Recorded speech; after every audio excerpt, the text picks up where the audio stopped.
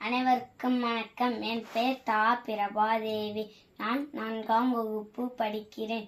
காந்திஜி நினைவு தொடக்க பள்ளி, எம். ராமச்சந்திராபுரம், சிவகாசி வட்டம், விருதுநகர் மாவட்டம். நான் இப்பொழுது கர்ம வீரர் காமராஜரை பற்றி பேச வந்துள்ளேன். நான் உங்கள் கர்ம வீரர் காமராஜர். நான் 1903ஆம் ஆண்டு ஜூலை 15ஆம் தேதி விருதுநகரில் பிறந்தேன். நான் குமாரசாமி சிவகாமி அம்மாள் தம்பதியருக்கு மகனாக பிறந்தேன். நான் முதலமைச்சராக இருந்தபோது பள்ளி குழந்தைகளுக்கு இலவசமாக மதிய உணவு. என் பிறந்த நாள் கல்வி வளர்ச்சி நாளாக கொண்டாடப்படுகிறது. நான் தமிழ்நாட்டில் இருந்தபோது 6000 பள்ளியை திறந்துள்ளேன்.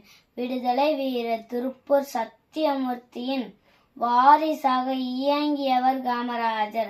1954 ஆண்டு அனைவரும் பேரளவு காமராஜர் தமிழ்நாட்டில் முதலமைச்சராக பதவி ஏற்றார். கட்டுமான கல்வி, இலவச கல்வி, இலவச மதிய உணவு திட்டம் என பல திட்டங்களை உருவாக்கியவர்.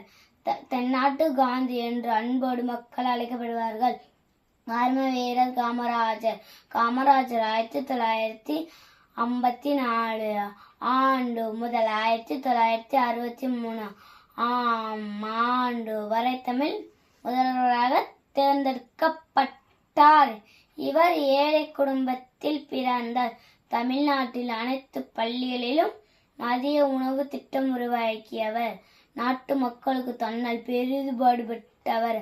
அதனால் தான் காமராஜர் படிக்காத மேதை கருப்பு காந்தி, ஏழைகளின் நண்பன் என்று மக்கள் கூறுகிறார்.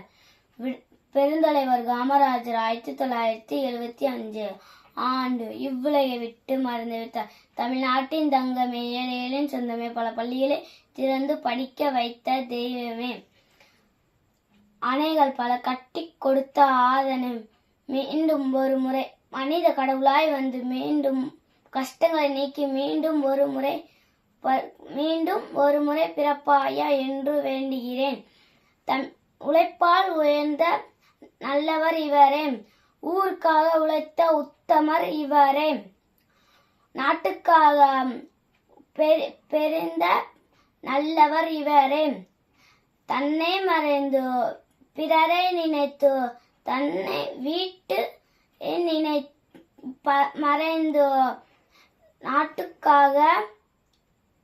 நாட்டுக்காக வாழ்ந்தவர் இவரே. இந்த வாய்ப்பை கொடுத்த சுதந்திர இயக்கத்துக்கு நன்றி, வணக்கம்.